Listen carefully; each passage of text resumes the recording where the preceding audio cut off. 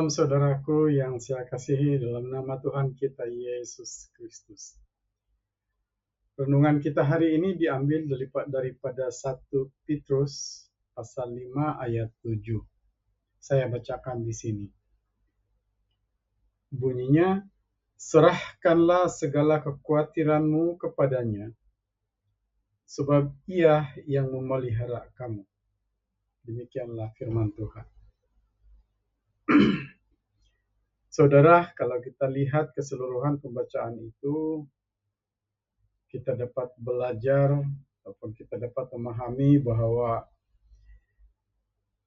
setelah Rasul Petrus menjelaskan kewajiban-kewajiban pimpinan rohani ataupun pemimpin-pemimpin gereja, yaitu pendeta, gembala, penginjil, dan sebagainya, Rasul Petrus kemudian mengajar jemaat tentang perlunya saling memperhatikan.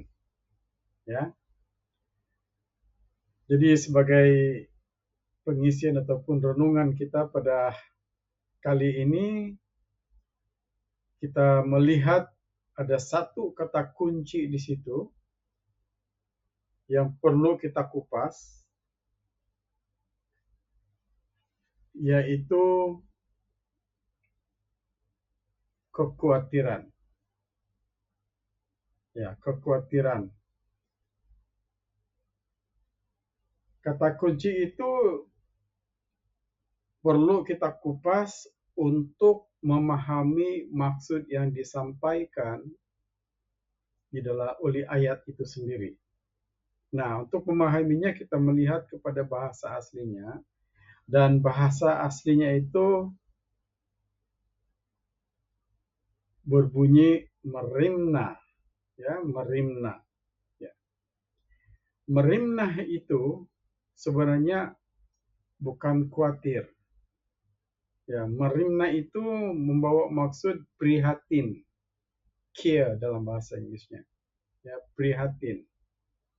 Ya.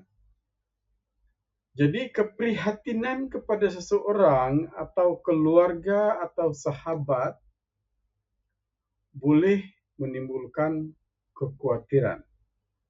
Nah, si penterjemah dia tidak memasukkan perkataan prihatin, tapi dia terus masuk kepada kesan daripada prihatin itu. Jadi dia ada mengelirukkan sedikit, tapi tidak apa, sebab sekarang kita mudah sudah memahami maksud yang disampaikan oleh bahasa aslinya. Jadi kita masuk kepada bahasa asal, apa itu maksud asal yang disampaikan dalam kata kunci itu, yaitu prihatin. Ya, prihatin. Jadi kalau kita melihat betul-betul di sini, saudaraku, memang betul. Ya, kita memberikan perhatian sama ada keluarga kita, pasangan kita, kawan-kawan kita, rakan sekerja kita.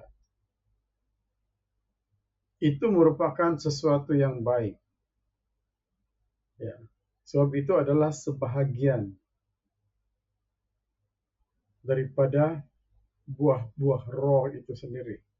Dan buah-buah roh itu, prihatin itu ada di dalam buah roh yang pertama, yaitu kasih. Kasih agape. Nah, di situ saudaraku. Tapi kita perlu kena berhati-hati.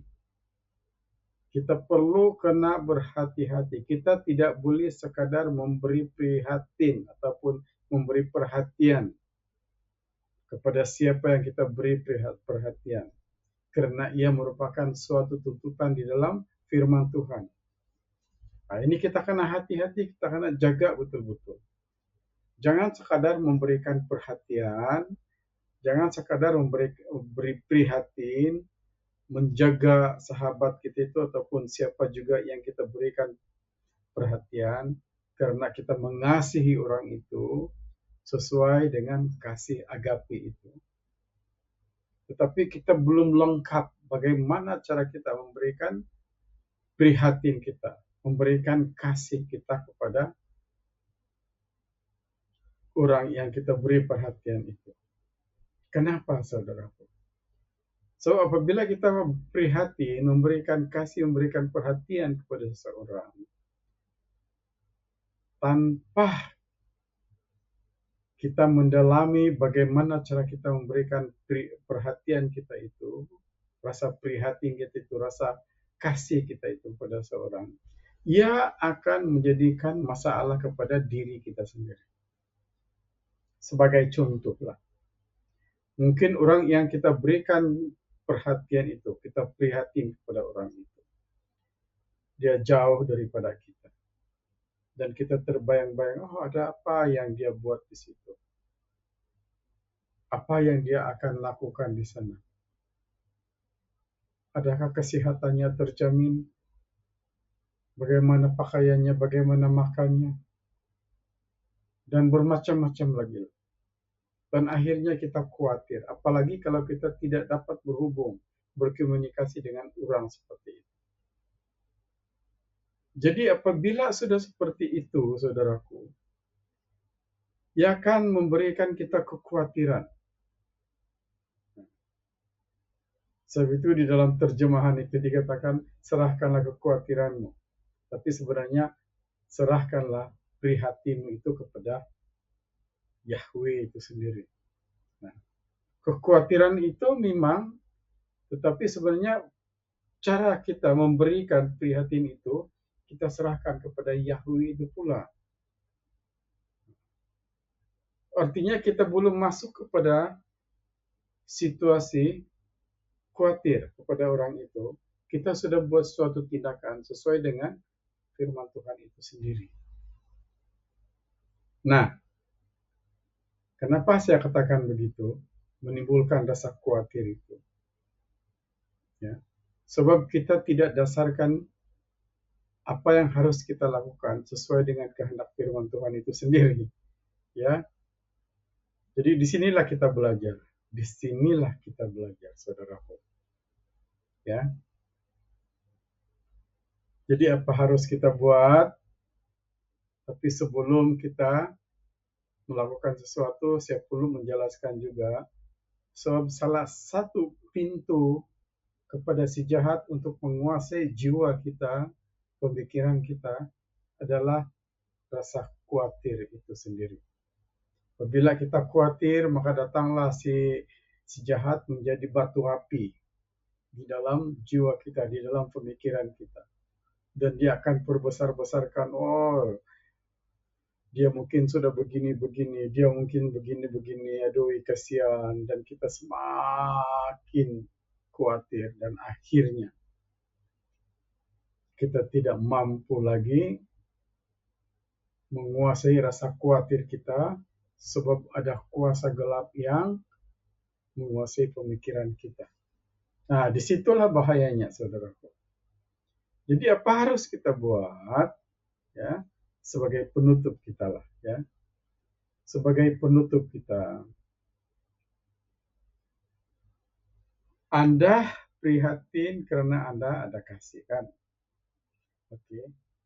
Tetapi keprihatinan itu kita harus berhati-hati.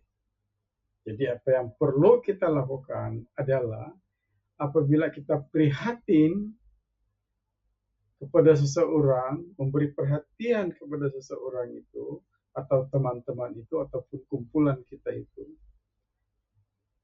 perkara yang sangat penting sekali di sini, yang pertama dan yang terpenting, sebenarnya membawa mereka itu di dalam doa kita.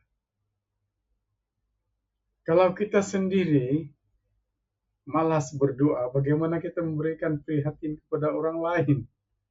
Ya, sebab itu kita harus hidup di dalam doa. Kita harus ada jam doa kita sendiri. Saya sudah katakan ini di dalam video-video saya sebelumnya. Ya, bangun subuh-subuh, selepas itu tengah hari berdoa, kemudian petang itu berdoa, kan? Kemudian kalau beli tengah malam itu berdoa, kemudian subuh-subuh itu berdoa, begitulah seterusnya. Dan setiap kali kita berdoa, memuji, menyembah Yahweh kita itu, kita bawalah mereka di dalam doa kita. Itulah sebenarnya yang dimaksudkan oleh ayat itu. Serahkanlah kekhawatiranmu kepadanya, ya. Nya itu yaitu Yahweh itu sendiri. Tetapi di dalam bahasa aslinya itu sebenarnya serahkanlah keprihatinanmu itu kepada Yahweh. Bagaimana cara kita menyerahkannya? Itulah kita bawa dalam doa kita. Seperti itu. Kemudian apabila kita sudah bawa mereka di dalam doa, sudah tentu kalau kita ada masa bertemu ataupun kalau sekarang kita ada media elektronik yang canggih, kita mungkin bertelepon dan sebagainya, dan kita bertanya kabar dan kita mengetahui keadaan dia melalui perbualan itu. Kan mudah. Jadi ianya tidak akan menjadikan keadaan kita itu rasa prihatin kita itu kepada khawatir. Dia tidak mengubah prihatin kita itu kepada khawatir yang boleh menjadikan jiwa kita ini mangsa pula. Kan? Nah, jadi itulah saudaraku. Kita coba amalkan itu, serahkanlah segala prihatin kita itu, kasih kita kepada sesama manusia itu, kepada Yahweh melalui apa? Doa. Sebagai contoh lah, ya, sebagai contoh di dalam keluarga kita, setiap kali kita berdoa sudah tentu kita akan sebut nama satu persatu, ya.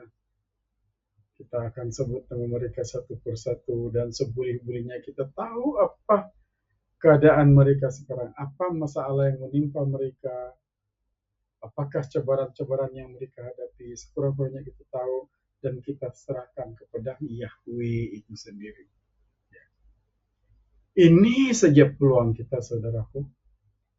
Ini saja peluang kita untuk mendoakan sahabat kita, keluarga kita, kawan-kawan kita. Kalau mereka sudah mati, itu urusan Yahweh dengan mereka itu sudah. Jadi ambillah peluang ini. Ambillah peluang ini untuk mendoakan. Ya, untuk mendoakan mereka.